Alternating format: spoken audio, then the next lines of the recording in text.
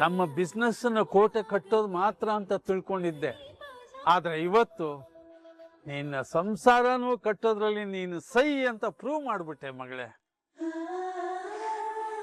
ನೀನು ಗಂಡಸನ್ನ ದ್ವೇಷಿಸ್ತಾ ನಾನು ಜೀವನದಲ್ಲಿ ಮದುವೆನೇ ಆಗೋಲ್ಲ ಅಂತ ಹೇಳ್ತಾ ಇದ್ದನ್ನ ಕೇಳಿ ನಾನು ತುಂಬ ಸಂಕಟ ಪಡ್ತಾ ಇದ್ದೆ.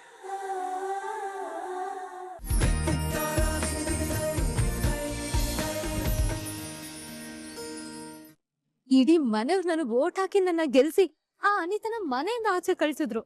ಮನೆಯವ್ರೆ ಅವಳನ್ನ ಆಚೆ ಕಳ್ಸಿಬಿಟ್ರ? ಒಂಥರ ಹಾಗೆ ಅನ್ಕೋ. ಇಡೀ ಮನೆಯವ್ರು ನನಗ್ ಓಟ್ ಮಾಡಿ ಈ ಮನೇಲಿರೋ ಅರ್ಹತೆ ಯೋಗ್ಯತೆ ನನಗೆ ಇರೋದು ಅಂತ ಮೆಸೇಜ್ ಕೊಟ್ಮೇಲೆ ಅವಳು ಹೇಗಿರ್ತಾಳೆ ರಾಯ್?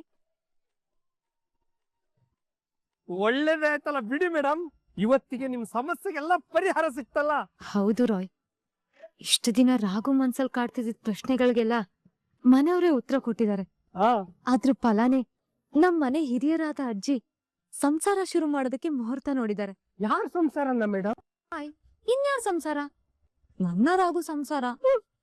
ಮತ್ತೊಂದ್ಸಲ congratulation madam. ನಾನ್ ಎಲೆಕ್ಷನ್ ಮಾತ್ರ ಅಲ್ಲ ರಾಯ್, ಗೆದ್ಬಿಟ್ಟೆ. ಮೇಡಮ್, ನಿಮ್ಮ ನಿರ್ಮಲವಾದ ಪ್ರೀತಿ, ನ್ಯಾಯಯುತವಾದ ಹಠ ನಿಮ್ಮನ್ನ ಗೆಲ್ಲಿಸ್ತು. ಅದಕ್ಕೆ ರಾಯ್, ನಮ್ ಸಂಸಾರ ಶುರು ಆಗೋದಕ್ಕೂ ಮೊದ್ಲೇ ತಾತನ ಆಶೀರ್ವಾದ ತಗೊಳ್ಳೋಣ ಅಂತ ಇವತ್ ಮನೆಗ್ ಬರ್ತಿದ್ದೀನಿ.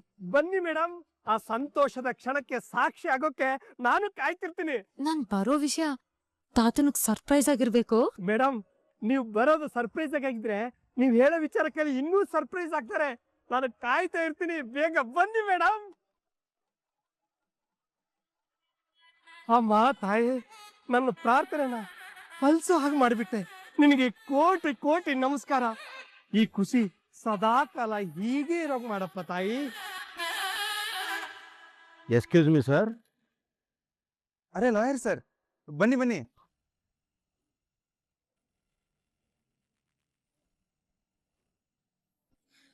ಏನ್ ಸರ್ ಸಡನ್ ಆಗಿ ಬಂದಿದ್ದೀರಾ? ನಾನೇ ಕರ್ಸಿದ್ದಣ್ಣ. ನೀವ್ ಕರ್ಸದ್ಯಾ? ಯಾಕಮ್ಮ? ಏನಕ್ಕೆ ಅಂದ್ರೆ ಡಿವೋರ್ಸ್ ಕೊಡೋದಕ್ಕೆ.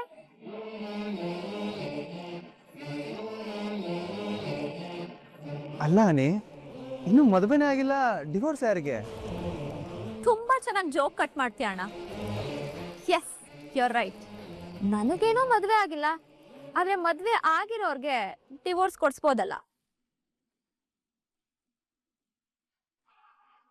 ಏನ್ ಹೇಳ್ತಿದ್ಯಾ? ಅರ್ಥ ಆಗ್ತಿಲ್ಲ ಅನಿ. ಸರಿ, ನಿನ್ಗೆ ಅರ್ಥ ಆಗೋ ಹಾಗೆ ಹೇಳ್ಬೇಕು ತಾನೆ. ಇವ್ರಿವಾಗ ಬಂದಿರೋದು ನಿನ್ನ ಮತ್ತೆ ಪಲ್ಲವಿ ಡಿವೋರ್ಸ್ ವಿಷಯಕ್ಕೆ.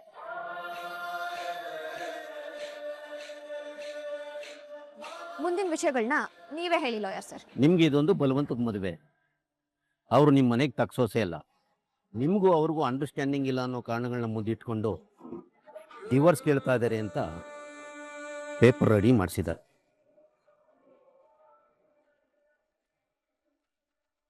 ನೀವು ಇದಕ್ಕೆ ಸೈನ್ ಮಾಡಿದ್ರೆ ನಾನು ನೆಕ್ಸ್ಟ್ ಪ್ರೊಸೆಸ್ ಮಾಡ್ತೀನಿ.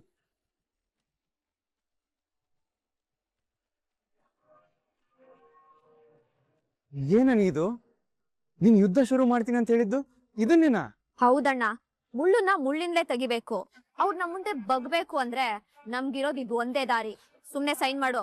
ಅನಿ, ನಾವ್ ಹೋಗಿ ಮಾತಾಡಿ ಎಲ್ಲ ಸರಿ ಮಾಡ್ತೀವಿ ಅಂತ ಹೇಳಿದ್ವಿ ತಾನೆ. ಅಂತದ್ರಲ್ಲಿ ಇದು ಏನಕ್ಕೆ? ವಾವ್, ಸೂಪರ್ ಅಣ್ಣ. ಒಟ್ನಲ್ಲಿ ನಿನ್ ತಂಗಿ ಲೈಫ್ ಏನೇ ಆದ್ರೂ ನಿನ್ ಚಿಂತೆ ಇಲ್ಲ. ಆದ್ರೆ ನಿನ್ ಪ್ರೀತಿ ಮಾಡ್ದವ್ರ ಜೊತೆ ನೆಮ್ಮದಿಯಾಗಿ ಸೆಟ್ಲ್ ಆಗ್ಬೇಕು ಅಂತ ಡಿಸೈಡ್ ಮಾಡಿದ್ಯಲ್ಲ. ನಾನು ಹಾಗೆ ಹೇಳಿಲ್ಲ ಅನಿ. ಅಟ್ಲೀಸ್ಟ್ ಈ ವಿಷಯನ ನಮ್ ಜೊತೆ ಡಿಸ್ಕಸ್ ಮಾಡ್ಬೋದಿತ್ತು ತಾನೆ. ಅಂದ್ರೆ ನಿನ್ ಮಾತಿನ ಅರ್ಥ ಏನು? ನಿನ್ ತಂಗಿಯಾಗಿ ಮನೆ ಮಗಳಾಗಿ ಇಂಥ ಒಂದು ಡಿಸಿಷನ್ ತಗೊಳ್ಳೋ ಯೋಗ್ಯತೆ ಇಲ್ಲ ಅಂತ ಹೇಳ್ತಿದ್ಯಾ? ಯಾಕನಿ ಸುಮ್ನೆ ಏನೇನೋ ಮಾತಾಡ್ತಿದ್ಯಾ? ಈ ಮನೆ ನನಗೆ ಎಷ್ಟು ರೈಟ್ಸ್ ಇದ್ದಾನೋ ಅಷ್ಟೇ ನಿನಗೂ ಇದೆ. ಅಂದ್ಮೇಲೆ ಇದಕ್ಕೆ ಸೈನ್ ಮಾಡು ಮಿಥುನ್. ಅಪ್ಪ, ನೀವ್ ಈ ಮಾತು ಹೇಳ್ತಿದ್ರಾ? ಅಪ್ಪ ಮಾತ್ರ ಅಲ್ಲಪ್ಪ, ನನ್ನ ನಿರ್ಧಾರನೂ ಅದೇ. ಅಪ್ಪ, ನೀವೇನ್ ಹೇಳ್ತೀರಾ? ಇದು ಮುಂಚೆನೆ ಆಗಿರೋ ಮಾತುಕತೆ.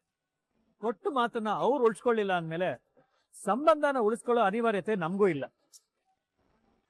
ಅಣ್ಣ, ಪೆನ್ನು ಪೇಪರು ಎರಡು ನಿನ್ ಮುಂದೆನೆ ಇದೆ.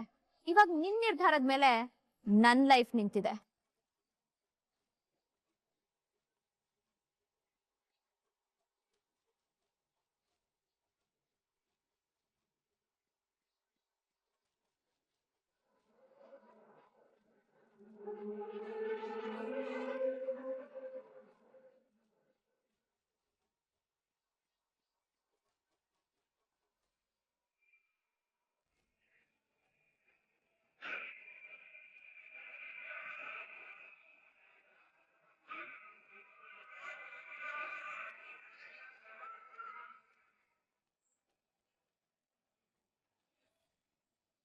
ಥ್ಯಾಂಕ್ಸ್ ಅಣ್ಣ.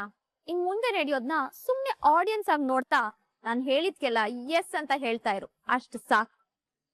ಲಾಯರ್ ಸರ್, ಇದನ್ನ ಎಲ್ಲಿಗೆ ತಲುಪಿಸ್ಬೇಕೋ ಅಲ್ಲಿಗೆ ತಲುಪಿಸಿ. Okay ma'am.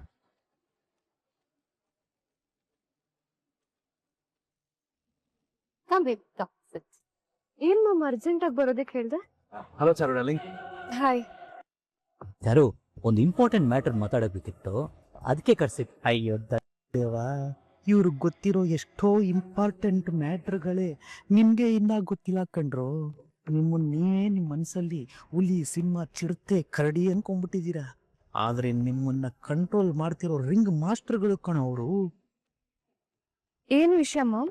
ಅದೇ ಬೇಬಿ, ವಿವೇಕ್ ಲಂಡನ್ ಇಂದ ಬಂತು ತುಂಬಾ ದಿನಗಳಾಯ್ತು. ಅದಕ್ಕೆ ಶುಭ ದಿನಗಳನ್ನ ತುಂಬಾ ಮುಂದೂಡಬಾರ್ದು ಅಂತ ಇವ್ರು ಹೇಳ್ತಾ ಇದ್ದಾರೆ. ಅದಕ್ಕೆ ಶುಭಶ್ಯ ಶೀಘ್ರಂ ಅಂತ. I am right? Absolutely you are right. ಪರವಾಗಿಲ್ಲ, ಫಾರಿನ್ ಹುಡುಗನಿಗೆ ಎಲ್ಲ ಗೊತ್ತು ಕಳ್ಳ. ಅದಕ್ಕೆ ಬೇಗ ಶಾದಿ ಮಾಡಿ ಮುಗಿಸ್ಬಿಡೋಣ ಅಂತ. ಶಾದಿ ಅಂದ್ರೆ ಮದುವೆ. ಯಾರ ಮದುವೆ? ಕಿಟಿ ಏಕೆ ಸವಾಲೆ? ನನ್ ಶಾದಿ. ಓ, ನಿಮ್ ಮದುವೆನಾ? ಹಾ, ನಂದೇ. ನನ್ ಚಾರು ಡಾರ್ಲಿಂಗ್ ಜೊತೆ ನನ್ ಶಾದಿ.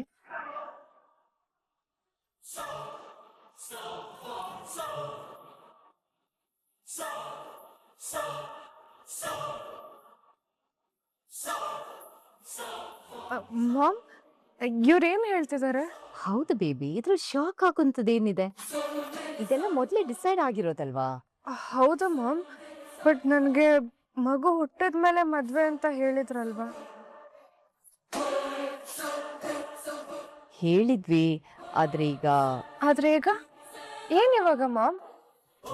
ಇನ್ನೇನು ಚೇಂಜಸ್ ಇಲ್ಲ. ಒಂದು ವಾರದಲ್ಲಿ ನಿಮ್ಮಿಬ್ರು ಶಾದಿ ಅಷ್ಟೇ.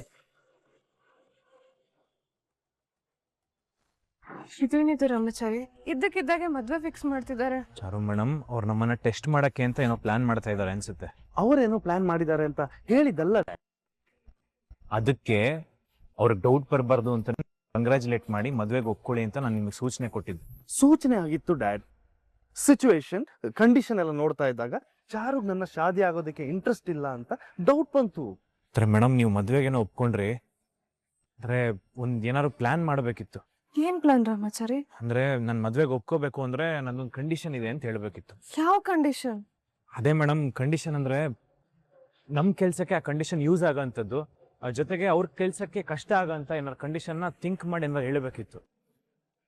ಡ್ಯಾಡ್, ಈಗ ಚಾರುಗೆ ಶಾದಿಯಲ್ಲಿ ಇಂಟ್ರೆಸ್ಟ್ ಇದೆ ಅಂತ ಗೊತ್ತಾಯ್ತಲ್ಲ, ಈಗ ಬೇಕಾದ್ರೆ ಶಾದಿನ ಪೋಸ್ಟ್ಪೋನ್ ಮಾಡೋಣ ಅಂತ ಹೇಳೋಣ. ಏನ್ ಮಾತಾಡ್ತಿದ್ಯಾ? ಬಿಟ್ಟು ನಿನ್ ಜೊತೆ ಇಲ್ಲಿ ಬಂದ್ರೆ ಅಲ್ಲಿ 7-3 ಹರಾಜಿತ್ತು, ಒಂದು ಟೆಂಡರ್ ನನಗೆ ಸಿಗ್ಬೇಕಂತ ಅಷ್ಟೊಂದು ಸ್ಟ್ರಗಲ್ ಮಾಡ್ತಿದ್ದೇನೆ ನಾನು. ಅದ ಕೆಲಸನೆಲ್ಲ ಬಿಟ್ಟು ಇಲ್ಲಿ ಬಂದು 1 ವಾರದಲ್ಲಿ ಮದುವೆ ಆಗ್ಬೇಕು ಅಂತ ಹೇಳಿ ಈಗ ಬೇಡ ಅಂದ್ರೆ ನಾವು ಇದನ್ನೆಲ್ಲ ಪ್ಲಾನ್ ಮಾಡಿ ಮಾಡ್ತಿದೀವಿ ಅಂತ ಅವ್ರಿಗೆ ಡೌಟ್ ಬರಲ್ವಾ? ಇಲ್ಲ ಡ್ಯಾಡ್. ಬೇಕೋ ಬೇಡ, ನಾನು ಈ ಮದುವೆ ಮಾಡಿಸ್ತಿರೋದು ನೀನು ಅವಳ ಜೊತೆ ಹ್ಯಾಪಿಯಾಗಿ ಸಂಸಾರ ಮಾಡಕ್ಕ, ಅವಳ ಆಸ್ತಿನ ಲೂಟಿ ಮಾಡಕ್ಕೆ ತಾನೆ. ಜಸ್ಟ್ ಯೋಚನೆ ಮಾಡಬೇಡ, ಬಾ ಬಾ. ಇವಾಗ ಅರ್ಥ ಆಯ್ತು ರಾಮಾಚಾರಿ, ಯಾವ ಕಂಡೀಷನ್ ಹಾಕ್ಬೇಕು ಅಂತ ಗೊತ್ತಾಯ್ತು. ಬಾ.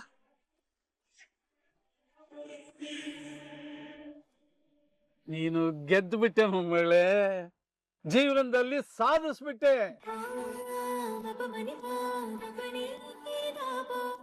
ನೀನು ನಮ್ಮ ಬಿಸ್ನೆಸ್ ಅನ್ನ ಕೋಟೆ ಕಟ್ಟೋದು ಮಾತ್ರ ಅಂತ ತಿಳ್ಕೊಂಡಿದ್ದೆ, ಆದ್ರೆ ಇವತ್ತು ನಿನ್ನ ಸಂಸಾರನೂ ಕಟ್ಟೋದ್ರಲ್ಲಿ ನೀನು ಸೈ ಅಂತ ಪ್ರೂವ್ ಮಾಡ್ಬಿಟ್ಟೆ ಮಗಳೇ. ನೀನು ಗಂಡಸನ್ನ ದ್ವೇಷಿಸ್ತಾ ನಾನು ಜೀವನದಲ್ಲಿ ಮದುವೆನೇ ಆಗೋಲ್ಲ ಅಂತ ಹೇಳ್ತಾ ಇದ್ದನ್ನ ಕೇಳಿ ನಾನು ತುಂಬ ಸಂಕಟ ಪಡ್ತಾ ಇದ್ದೆ. ಅವತ್ತು ಆ ಥರ ಸಂಕಟ ಪಟ್ಟದವನು ಇವತ್ತು ನಿನ್ನ ಸಂಸಾರ ಶುರು ಆಗ್ತಾ ಇದೆ ಅನ್ನೋದನ್ನ ಕೇಳಿ ತುಂಬಾ ಖುಷಿ ಆಗ್ತಾ ಇದೆ. Good, very good. ಹೌದು ತಾತ, ನಾನ್ ಗೆದ್ದಿದ್ದೀನಿ ಅಂದ್ರೆ ಅದ್ ನಿಮ್ ಆಶೀರ್ವಾದದಿಂದಾನೆ. ಈಗ್ಲೂ ನಂಗೆ ಆಶೀರ್ವಾದ ಮಾಡಿ. ಗಂಡ ಮಕ್ಕಳ ಜೊತೆಗೆ 100 ಕಾಲ ಸುಖವಾಗಿ ಸಂತೋಷವಾಗಿ ಬದುಕು ಮೊಮ್ಮಗಳೇ. ಈ ವಿಷಯ ನಿನ್ ಬಾಯಿಂದ ಕೇಳ್ಬೇಕು ಅಂತ ಪ್ರತಿ ಕ್ಷಣ ಕಾಯ್ತಾ ಇದ್ದೆ. ಇವತ್ತು ನಿನ್ ಮಗು ಜೊತೆ ಆಟ ಆಡ್ಬೋದು ಅನ್ನೋ ಭರವಸೆ ನಂಗೆ ಬರ್ತಾ ಇದೆ. ಅದಕ್ಕೆ ಈ ಕಳ್ಳ ಏನು ಹೇಳ್ದೆ ಕೇಳ್ದೆ ಸ್ವೀಟ್ ಎಲ್ಲ ಮಾಡಿಸ್ಬಿಟ್ಟಿದ್ದಾನೆ. ಯಜಮಾನ್ರೆ, ಜಾನ್ಸಿ ಮೇಡಮ್ ಇಷ್ಟು ಸ್ವೀಟ್ ಆಗಿರೋ ವಿಷಯ ಹೇಳಿದ್ಮೇಲೆ ನೀವು ಖಂಡಿತ ಸ್ವೀಟ್ ಮಾಡಿಸ್ತೀರಾ ಅಂತ ನನಗೆ ಗೊತ್ತಿತ್ತು. ಅದಕ್ಕೆ ಮೊದ್ಲೇ ನಾನು ಸ್ವೀಟ್ ಮಾಡಿಸ್ಬಿಟ್ಟೆ. ಕಳ್ಳ ನೀನು. ಒಳ್ಳೆ ಕೆಲಸ ಮಾಡಿದ್ದೆ ಬಿಡು. ಅಮ್ಮ ತುಳಸಿ, ನಾನು ತೀರ್ಥಯಾತ್ರೆ ಮಾಡಿದ್ದ ಫಲ ನೋಡು, ಯಾವ ರೀತಿ ಒಂದೊಂದೇ ನಮಗ್ ಸಿಗ್ತಾ ಇದೆ. ನನ್ನ ಮೊಮ್ಮಗಳು ಯಾವ ರೀತಿ ಇರಬೇಕು ಅಂತ ನಾನು ಅನ್ಕೊಂಡಿದ್ನೋ ಅದೇ ರೀತಿ ಎಲ್ಲ ನಡೀತಾ ಇದೆಮ್ಮ. ಅಮ್ಮ ಜಾನ್ಸಿ, ನಿನ್ ಬಗ್ಗೆ ತುಳಸಿ ಯಾವಾಗ್ಲೂ ಯೋಚನೆ ಮಾಡ್ತಾ ಇರ್ತಾಳೆ. ತುಂಬಾ ನಿನ್ ಬಗ್ಗೆ ಕನ್ಸನ್ನ ಇಟ್ಕೊಂಡಿದ್ದಾಳಮ್ಮ ಅವಳು. ಈಗ್ಲೂ ನೋಡು, ನೀನ್ ಹೇಳಿದ ಸಂತೋಷದ ವಿಷಯ ಕೇಳಿ ಅವಳಿಗೆ ಮಾತೇ ಬರ್ತಾ ಇಲ್ಲ ಅಲ್ವೇ ನಮ್ಮ ತುಳಸಿ? ಹೌದಪ್ಪ, ಈ ಸಂತೋಷದ ವಿಷಯ ಕೇಳಿ ನನ್ ಮನ್ಸು ತುಂಬ ಹೋಗ್ಬಿಟ್ಟಿದೆ. ಮಾತೇ ಬರ್ತಾ ಇಲ್ಲ.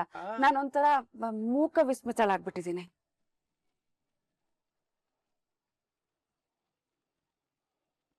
ಹೌದೌದು, ಅದು ನಾವು ಎಕ್ಸ್ಪೆಕ್ಟ್ ಮಾಡದಿರೋದ ವಿಷಯಗಳ ಬಗ್ಗೆ ಕೇಳಿದಾಗ ಅಥವಾ ನೋಡಿದಾಗ ಈ ರೀತಿ ಆಗೋದು ಸಹಜ ಅಲ್ವಾ ಮಾವ? ನಿಜಪ್ಪ, ಯಾವಾಗ್ಲೂ ಜಾನ್ಸಿಗೆ ಒಳ್ಳೇದಾಗ್ಲಿ ಅಂತ ನೀವು ಬಯಸ್ತೀರಲ್ವಾ, ಹಾಗಾಗಿ ನೀವು ಆಶೀರ್ವಾದ ಮಾಡಿ ಅವಳಿಗೆ ಒಳ್ಳೇದಾಗ್ಲಿ. ಹೋಗಮ್ಮ, ಅತ್ತೆ ಮಾವನ ಆಶೀರ್ವಾದ ತಗೋ, ಒಳ್ಳೇದಾಗತ್ತೆ. ಖಂಡಿತವಾಗ್ಲೂ ತಗೊಳ್ತೀನಿ ತಾತ.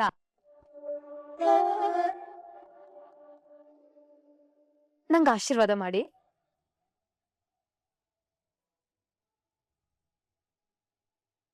ತುಳಸಿ, ಆಶೀರ್ವಾದ ಮಾಡ್ಬೇಕು ಅಂದ್ರೆ ಯಾವಾಗ್ಲೂ ಬಾಯಿ ಬಿಟ್ಟು ಮಾಡ್ಬೇಕು. ಆಗ ಮನ್ಸಲ್ಲಿರೋ ಪ್ರೀತಿ ಹಾರೈಕೆ ಆಗತ್ತೆ. ಅಳಿಯಂದ್ರೆ ಹೇಳ್ತಾ ಇರೋದು ಕರೆಕ್ಟ್ ಅಮ್ಮ. ನೋಡಮ್ಮ, ಬಾಯಿ ತುಂಬಾ ಆಶೀರ್ವಾದ ಮಾಡು, ಅವಳಿಗೆ ಒಳ್ಳೇದಾಗ್ಬೇಕು. ದೇವ್ರು ನಿನ್ಗೆ ಒಳ್ಳೇದ್ ಮಾಡ್ಲಿ.